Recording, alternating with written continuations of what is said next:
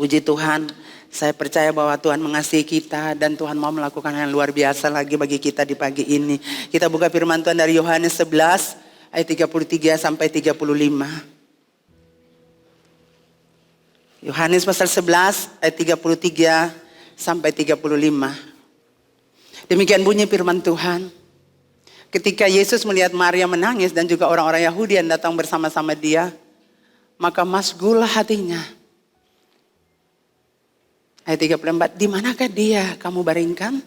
Jawab mereka, Tuhan, marilah dan lihatlah. Ayat 35, maka menangislah Yesus. Jadi Bapak Ibu Saudara, ini kata ini yang Tuhan bilang buat saya. Sampaikan kata ini, menangislah, maka menangislah Yesus. Dan saya bilang puji Tuhan, Tuhan buka rahasia ini buat saya. Karena saya akan sampaikan untuk umatmu secara spesifik. Supaya mereka juga dapat menikmati makanan rohani dengan baik. Jadi saya percaya bahwa tiap minggu Tuhan kasih Bapak Ibu Saudara makanan-makanan rohani yang paling baik. Untuk Bapak Ibu Saudara itu bertumbuh. Katakan amin. Nah Bapak Ibu Saudara yang kekasih, dalam banyak kebudayaan menangis adalah tanda kelemahan. Oleh sebab itu orang sering diajar untuk menahan diri dari menangis. Pemahaman ini biasanya berlaku untuk kaum laki-laki. Katakan laki-laki. Di dalam masyarakat sejak kecil anak laki-laki sudah diajar untuk tidak boleh menangis. Dengan alasan kamu laki-laki tidak boleh menangis. Saudara, saya lihat suami saya juga tidak tahu kapan menangisnya. Mungkin satu kali waktu kakak saya meninggal, lagi khotbah itu lagi sedih. Ada air mata, saya tidak lihat menangisnya lagi kapan. Dan yang mau pergi-pergi itu waktu perjamuan menangis dan juga berdoa itu sudah mau pergi, sudah mau kembali di hadirat kekudusan Tuhan. Jadi saya mungkin ya 3 kali saja suami saya menangis. Dan kami diajarkan juga Bapak Ibu untuk tidak boleh menangis dalam menghadapi apapun. Nah Bapak Ibu Saudara yang dikasihi Tuhan, pemahaman ini sepertinya kurang tepat. Jadi biasa Bapak Ibu Saudara kalau anak laki-laki ada apa-apa dia boleh, kita bilang apa, dia boleh menangis. Saya boleh, saya itu laki-laki. Saya harus kuat, saya boleh sama perempuan itu tukang menangis. Tapi Yesus menunjukkan bahwa Yesus menangis. Katakan amin. Jadi pemahaman ini sepertinya kurang tepat. Karena di hadapan umum Yesus menangis.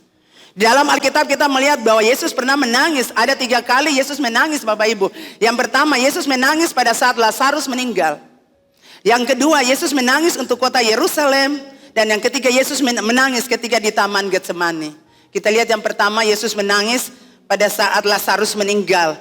Bapak Ibu Saudara, di hadapan banyak orang Yesus menangis. Karena kematian orang yang dikasihinya, orang yang dia cintai, yaitu Lazarus, sahabat karibnya.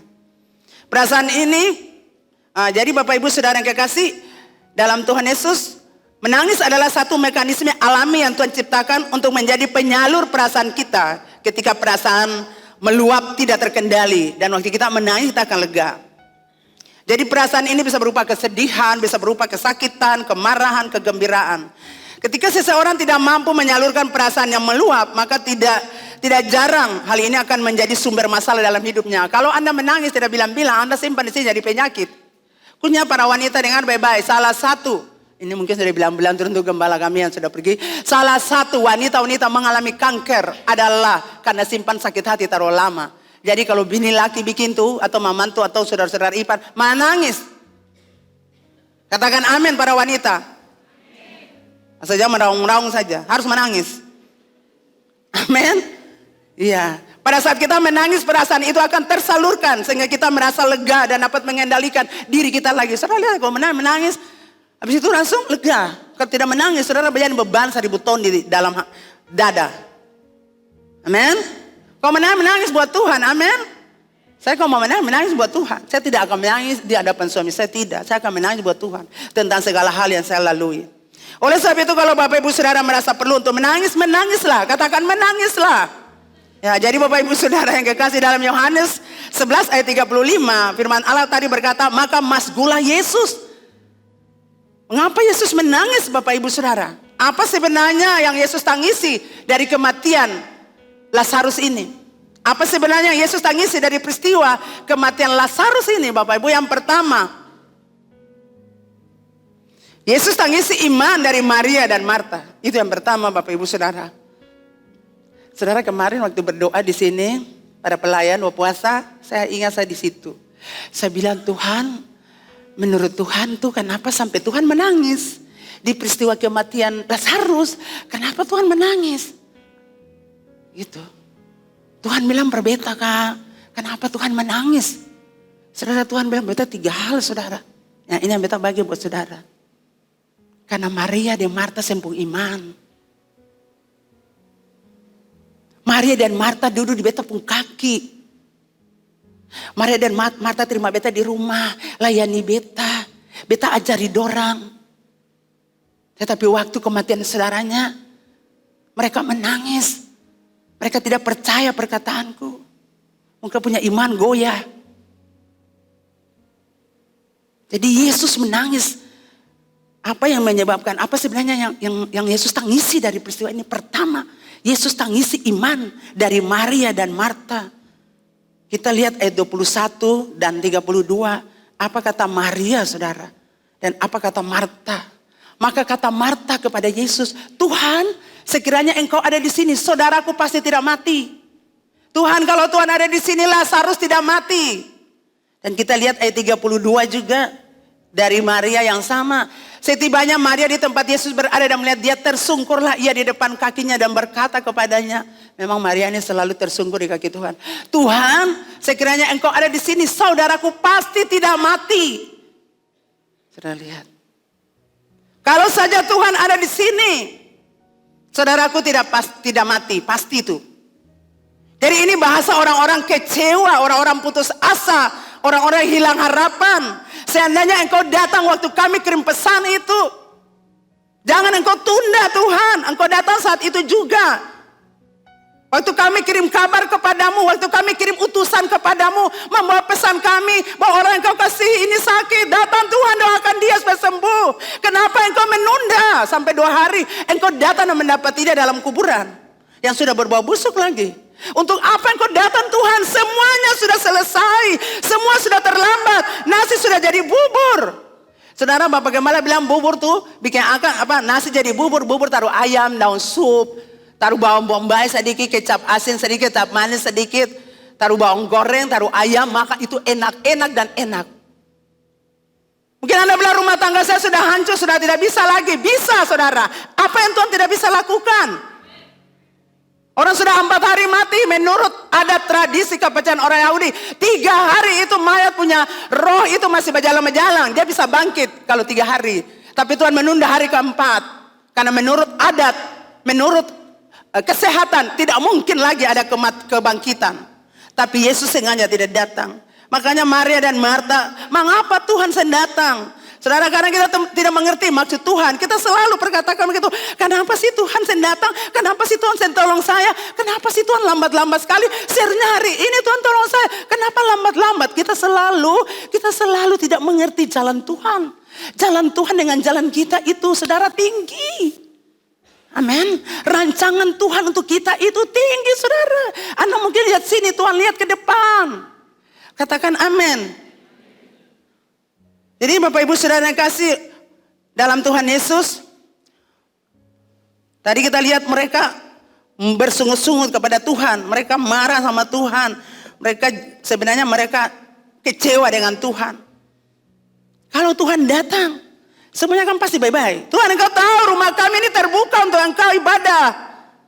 Tuhan tahu kami melayani engkau. Tuhan tahu kami bersuka cita. Kami siapkan rumah kami untuk engkau tidur, untuk tempat santai waktu engkau lewati atau datang di Betania. Kami siapkan rumah kami, makanan, semua kami siapkan untuk Tuhan. Engkau tahu kakak kami mengasihi engkau, tapi engkau sepertinya tidak peduli. Semua kekecewaan yang ada di hati mereka, mereka lemparkan itu buat Tuhan. Sepertinya Tuhanlah penyebab semua yang terjadi, yang mengakibatkan mereka berduka. Bukankah kita seperti itu Bapak Ibu Saudara? Sesuatu yang terjadi kita selalu Tuhan, Tuhan dan Tuhan. Saudara, mereka lupa dan mereka tidak ingat perkataan Yesus. Saudara, kita lihat bahwa mereka sudah lupa firman Tuhan. Semua pengajaran firman Tuhan sudah tidak ada lagi dalam pikiran mereka karena sudah panik. Karena sudah kecewa, susah yang mau lagi baca firman, susah yang mau lagi dengar Tuhan berbicara. Karena persoalan masalah yang mereka alami menguasai, menjajah, mendominasi. Bapak Ibu dengar, Anda boleh punya masalah, tapi ingat ada satu jalan, yaitu surga untuk menyelesaikan. Amin. Bila amin, tapi saya bikin akang. Yohanes 11 ayat 4 berkata, ketika Yesus mendengar kabar itu, ia berkata, penyakit itu tidak akan membawa kematian, tetapi akan menyatakan kemuliaan Allah. Sebab oleh penyakit itu anak Allah dimuliakan. Katakan buat Marta dan Maria, Lazarus itu baik-baik saja. Seperti itu mau bilang. Jangan takut, peristiwa ini terjadi supaya kemuliaan Allah dinyatakan. Jangan takut, melalui kematiannya nanti demonstrasi kuasa Allah akan terjadi. Supaya orang-orang Betania dan Farisi-Farisi dan pemuka-pemuka Yahudi yang ada di Betania melihat dan memuliakan Tuhan. Dan percaya kepada Tuhan. Katakan amin. Jadi Tuhan bilang jangan takut. Lazarus itu baik-baik saja. Mujizat supranatural pasti terjadi. Supaya orang-orang melihat mujizat itu lalu percaya. Karena semakin banyak Tuhan buat mujizat, semakin orang-orang Yahudi dan juga pemuka-pemuka agama tidak akan pernah mau bertobat. Mereka terus keraskan hati. Jadi pada saat bertemu dengan Marta, Yesus berkata dalam ayat 23, saudaramu tuh akan bangkit Marta. Marta berkata, aku tahu Tuhan. Ia akan bangkit pada waktu akhir zaman Tuhan. Yesus berkata, sekarang.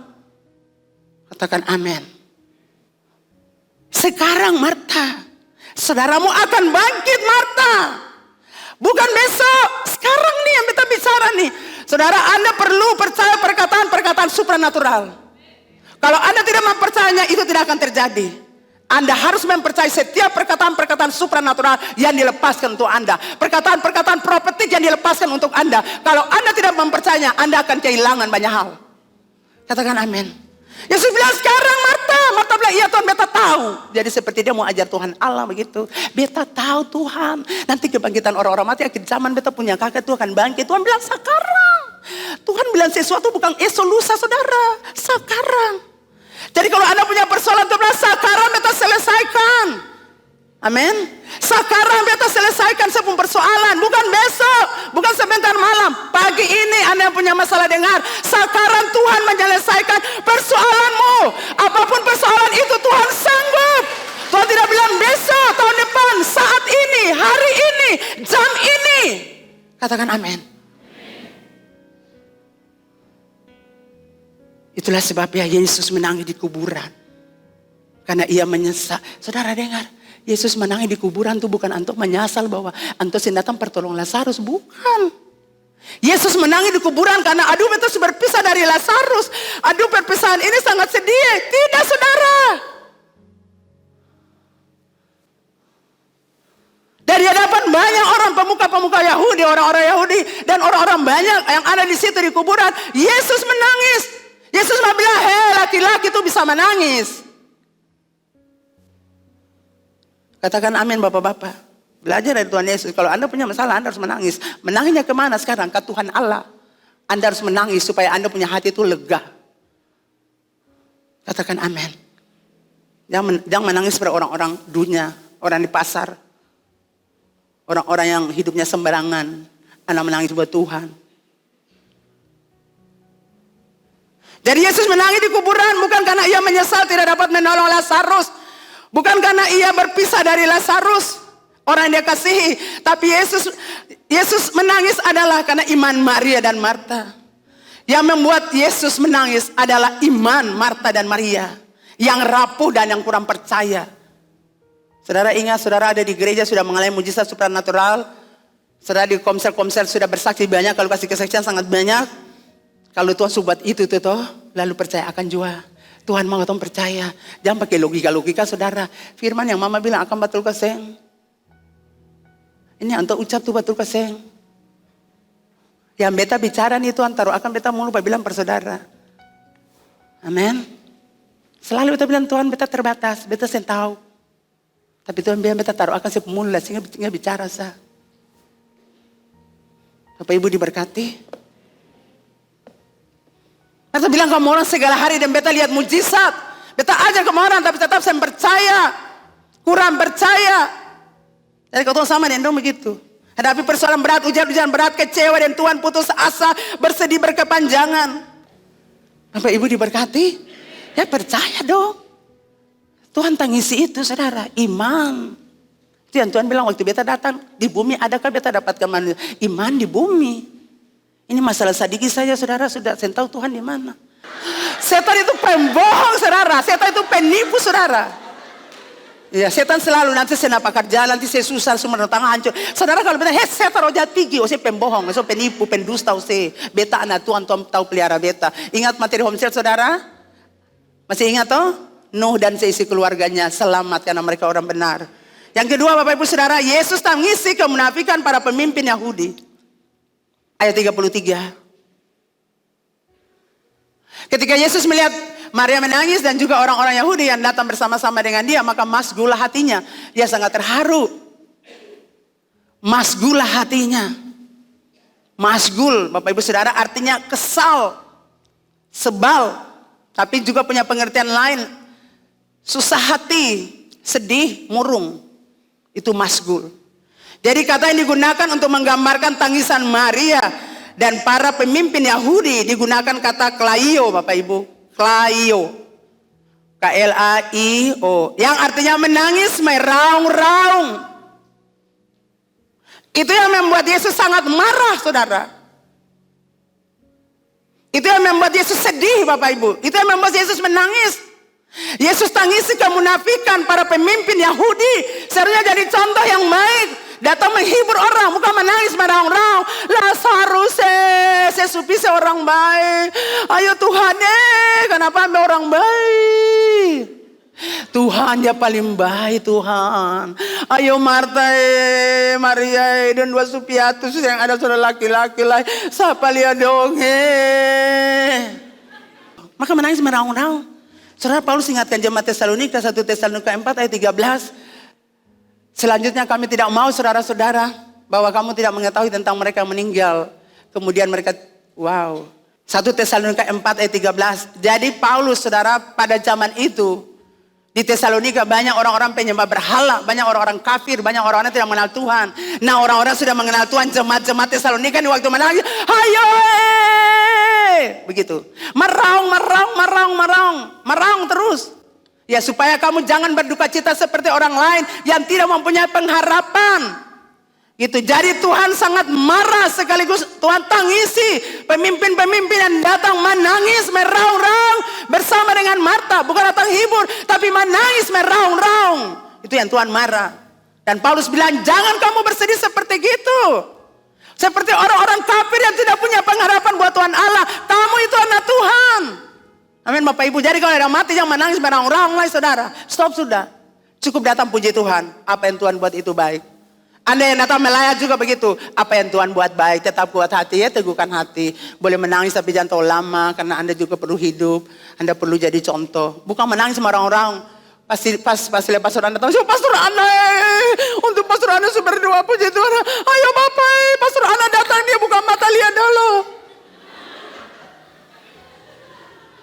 Saya percaya sini tidak ada, amin. Amin. Amin tidak kuat karena Anda selalu terikat tradisi itu. Maraung di situ, maraung di Facebook lagi. Saya tahu dunia siapa mau lihat. Jadi Bapak Ibu Saudara ayat 37 di situ dikatakan Yesus marah, Yesus kesal. Yesus sedih dengan pemimpin-pemimpin Yahudi, Saudara. Orang ini membuat orang ini dia buat orang buta melihat, mengapa saya bisa tolong Lazarus supaya jangan mati. Itulah orang-orang Farisi dong punya kelakuan paling jahat. Yesus sedih melihat praktek keagamaan yang munafik dari mereka. Jadi maksudnya jangan menangis meraung-raung, cukup hibur mereka. Jadi Bapak Ibu Saudara ingat setiap saat kita melihat mujizat yang terjadi yang dibuat Yesus, Anda harus percaya. Amin. Tapi Farisi, ahli Taurat, pemuka agama Yahudi, waktu dia mujizat terjadi dong hati sakit. Dong sakit hati sekali. Dong berusaha untuk cari kesalahan Yesus, berusaha jatuhkan Yesus dengan kata-kata sindiran mereka. Asal kata kasih jalan orang, sembuhkan orang sakit. Padahal Lazarus, asal kata minta maaf, tapi saya tolong. Itu sudah. Itu orang-orang pemuka-pemuka Yahudi. Makanya Yesus marah dengan kemunafikan mereka. Jadi pemimpin tapi jadi contoh yang baik. Harusnya tunjukkan contoh yang baik. Nah Bapak Ibu Saudara, yang ketiga, Yesus tangisi orang-orang Yahudi yang selalu saja menjadi mata-mata, menjadi agen rahasia. Ini 3 hal yang Tuhan bilang buat beta saudara. Marta dan Maria yang punya iman, kurang iman. Yang kedua, orang-orang Farisi punya kemunafikan. Ya, para pemimpin agama punya kemunafikan. Yang ketiga, Yesus tangisi orang-orang Yahudi yang selalu saja menjadi mata-mata. Bapak Ibu saudara kata mata-mata. Akan singkulat ya Bapak Ibu. Bukan mata saudara, mata-mata. Ya, mata-mata artinya sama dengan agen rahasia, polisi rahasia. Ya.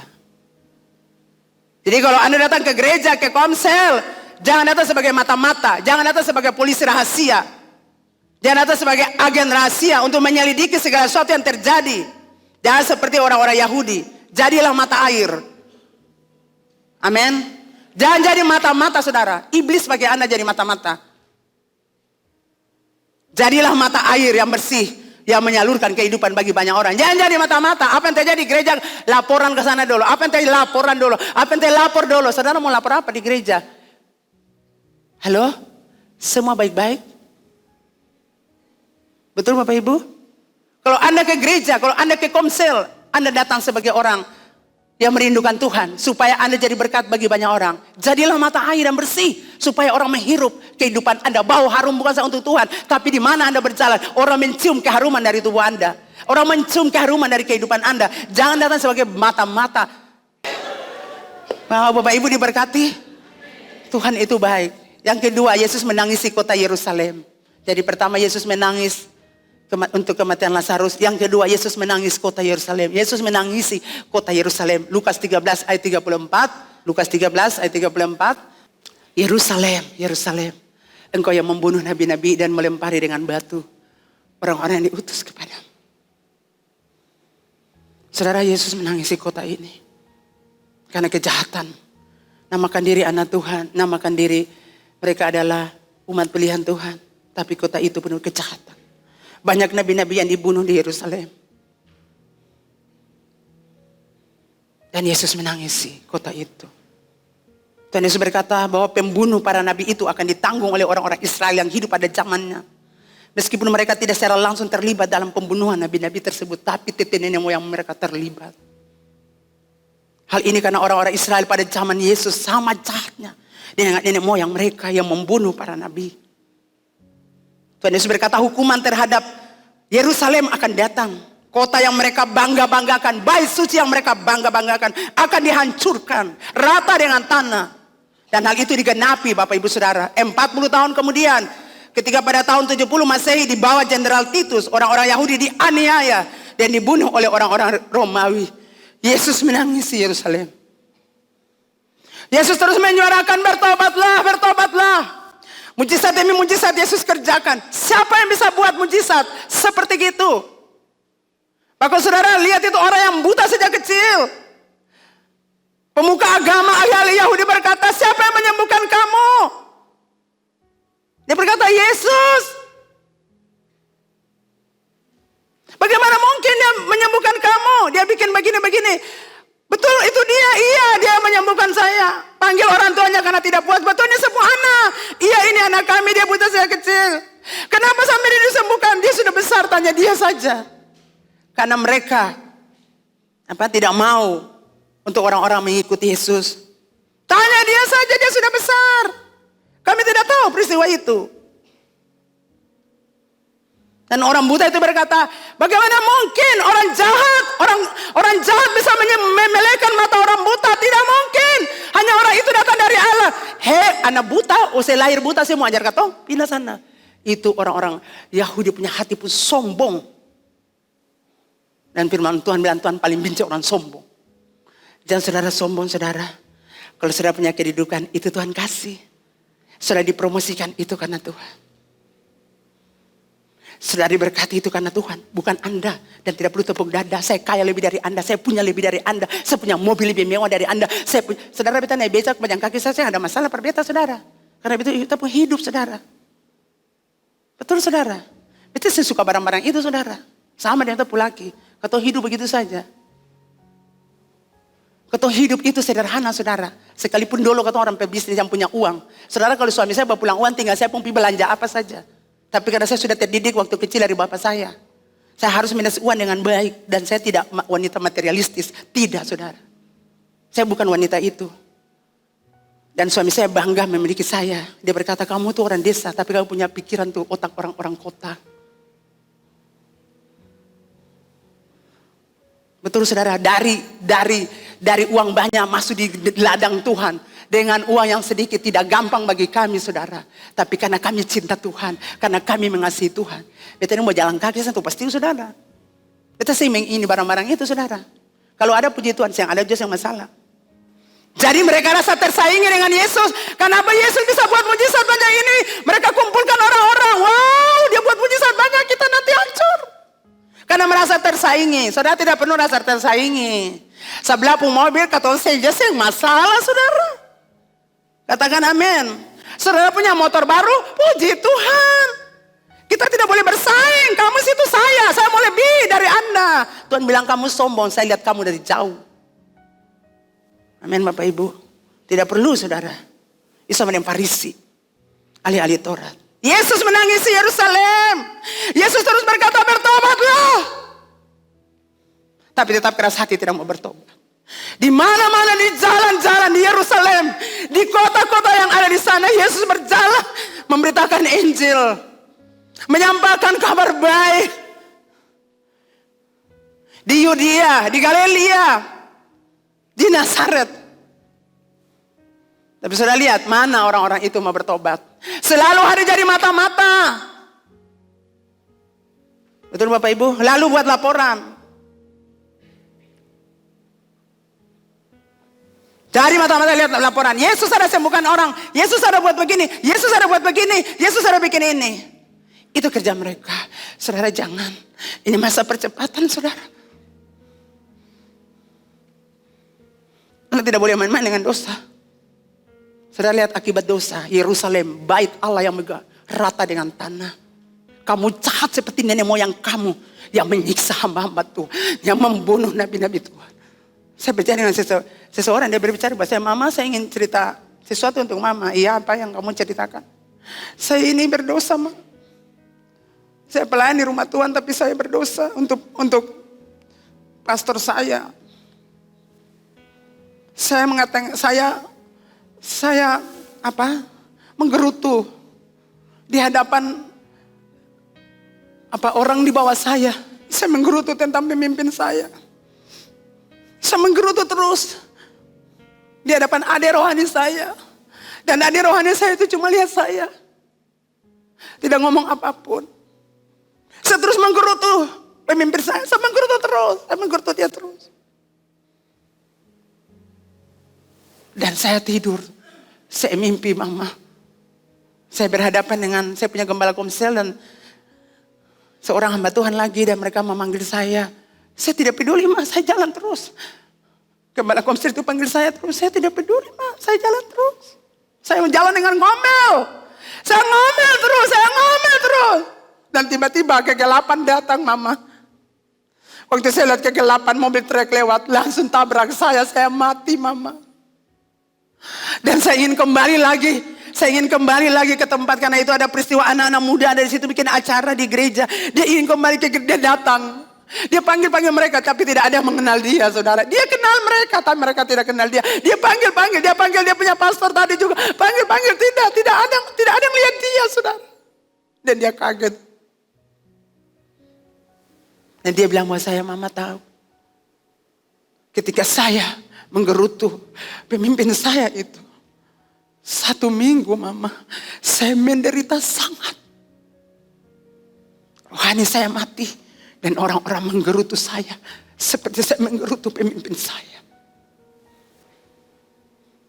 Sebagaimana saya menggerutu pemimpin komsel saya, hamba Tuhan itu, orang-orang sepanjang minggu saya menderita.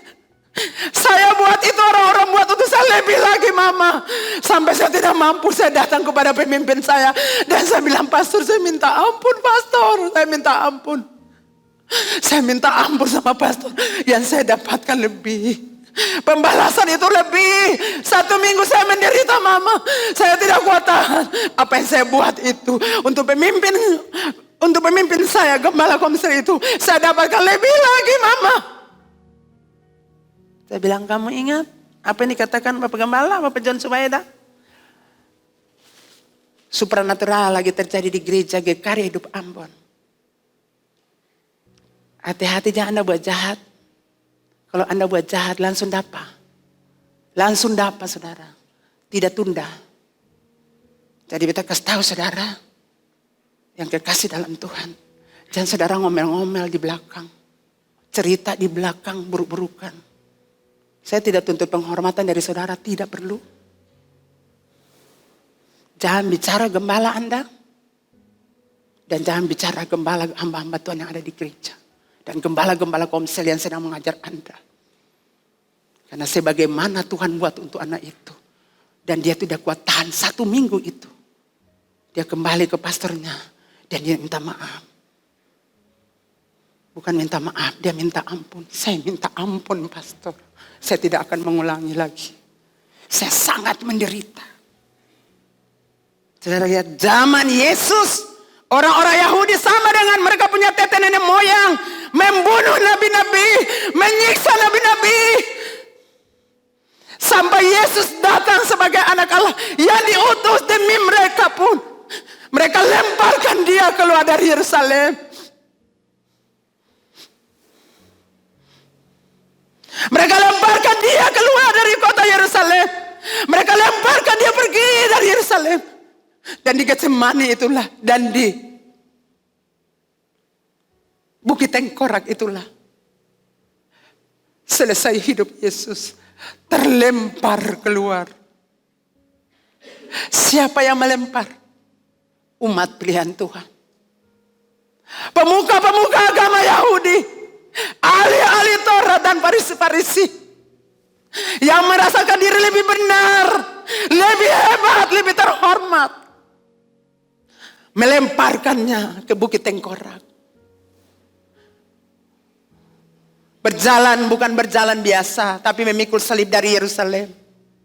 Berjalan setapak demi setapak dalam kelelahan itu. Melewati jalan Via Dolorosa. Jalan itu batu-batunya cadas, firman Allah berkata. Yesus naik satu persatu, injak-injak itu. Batu-batu karang yang tajam itu, yang cadas itu. Semua itu karena saudara dan saya.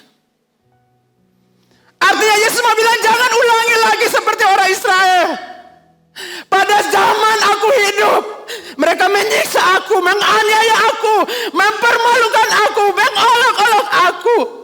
Mengajak orang-orang lain yang tidak tahu apa-apa untuk menyerang aku, untuk mengkhianati aku. Jangan kamu ulangi lagi. Nanti nasibmu sama dengan orang-orang Yahudi di zaman Yesus. Makanya Yesus menangis. Yerusalem, Yerusalem.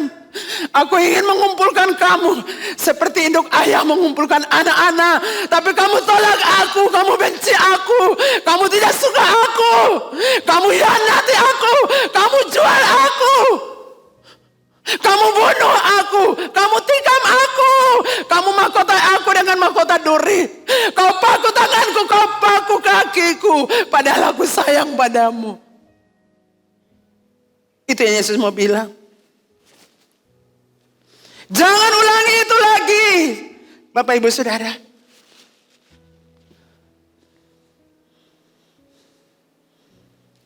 Akibat penolakan mereka terhadap Tuhan Yesus, mereka dapat hukuman yang sama dengan hukuman yang mereka terima ketika membunuh para nabi, yaitu kehancuran Yerusalem.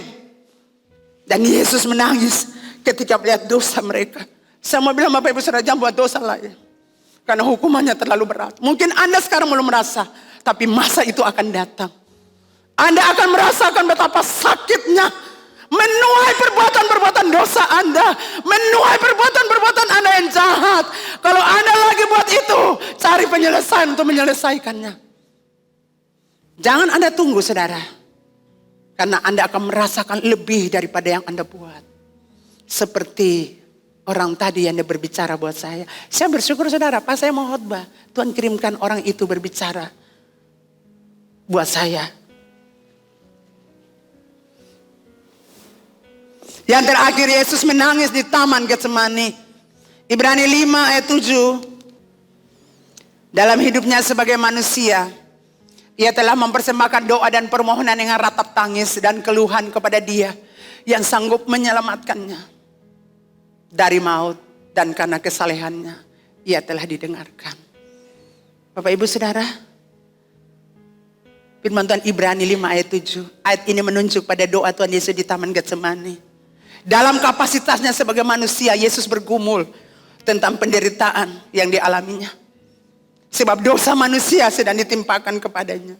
Yesus tidak berdosa, tapi dosa manusia ditimpakan kepadanya.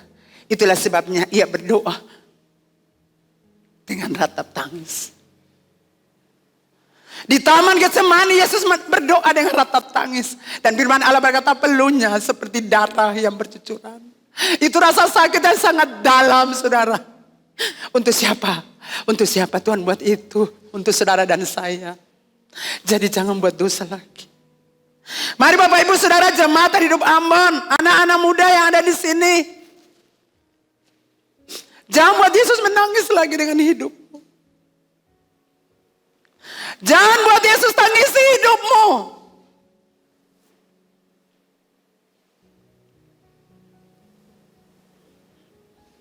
Bertobatlah dari kehidupan berdosamu, supaya engkau diberkati. Saudara, kalau saya lihat saudara miskin susah, saya sedih.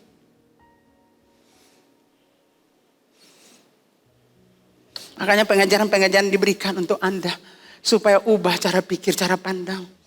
Supaya hidupmu diberkati. Kau masih punya anak-anak. Kau masih punya anak-anak laki-laki, anak-anak perempuan. Jangan hina wanita, karena Anda punya anak juga wanita. Jangan remehkan pemimpin Anda, karena mungkin Anda rasa Anda lebih pintar dari Anda. Jangan remehkan pemimpin-pemimpin Anda yang mengajarkan engkau tentang jalan-jalan Tuhan. Sekalipun mungkin engkau lebih pintar dari mereka, jangan remehkan mereka, karena Tuhan yang memilih mereka. Musa bilang, Tuhan, saya mau jadi pemimpin untuk umat Israel. Dibawa keluar dari Mesir. Tuhan beta gagu, Tuhan beta saya bisa bicara. Tuhan pakai Harun juga. Jangan beta Tuhan. Karena Musa tahu. Waktu dia bunuh orang Israel, orang Mesir itu. Orang Israel berdiri dan besoknya peristiwa terjadi, orang Israel dengan orang Israel. Dan Musa datang melerai. Dan mereka berkata, siapa angkat kamu jadi hakim untuk kamu? Musa tahu orang Israel itu sangat jahat. Musa tahu orang Israel sangat keras kepala. Mereka sangat sombong. Dan Musa tidak mau ambil risiko, karena dia tahu dia akan menderita dengan orang-orang ini. Makanya Tuhan proses Musa. Hatinya yang begitu keras, temperamental, Tuhan harus proses dia, saudara. Di padang gurun 40 tahun dia diproses supaya hatinya lembut. Tidak ada orang di muka bumi yang hatinya lembut seperti Musa, karena mengalami proses Tuhan. Kalau saja Tuhan angkat dia pada saat itu, orang Israel mungkin dia bunuh mereka. Musa itu seorang yang pintar, pandai, cerdas. Dia dididik dalam aturan-aturan Mesir untuk menjadikan dia seorang pemimpin hebat di Mesir. Itulah sebabnya dia sangat cerdas. Tapi dia bilang, Tuhan suruh Musa. Musa bilang, Tuhan suruh Harun. Minta saya mau Tuhan. Karena dia tahu, Bapak Ibu Saudara, yang dia pimpin ini orang pemberontak, yang suka menentang Tuhan dan melawan Tuhan. Dia tidak mau ambil resiko itu. Tapi Tuhan, pergi, aku yang taruh perkataanku dalam mulutmu. Pergi. Itulah sebabnya waktu orang Israel musuhi dia, bahkan termasuk Harun dan Miriam, Tuhan bilang, kamu siapa? Aku yang angkat dia. Kamu siapa Harun dan Miriam? Aku yang pilih dia, karena Tuhan tahu mulanya dia yang mau, tapi karena dia taat buat Tuhan. Kalau memilih saudara, saya juga tidak mau. Tapi saya bisa berdiri karena saya taat buat Tuhan. Karena saya menghormati Tuhan yang telah menjatuhkan pilihan buat saya. Jangan buat Yesus menangis lagi. Amin Bapak Ibu. Jangan buat Yesus menangis lagi Bapak Ibu. Hentikan kegiatan jadi mata-mata di gereja. Hentikan kegiatan kita dari kemunafikan. Hentikan kegiatan kita dari itu. Itu tidak baik. Waktunya Anda akan menuai. Kalau Anda buat jahat, Anda akan menuai sebagai bangsa Yahudi, pemimpin agama. Dan saya percaya kalau Anda hidup kebenaran, Anda akan diberkati Tuhan. Dan semua yang percaya katakan amin.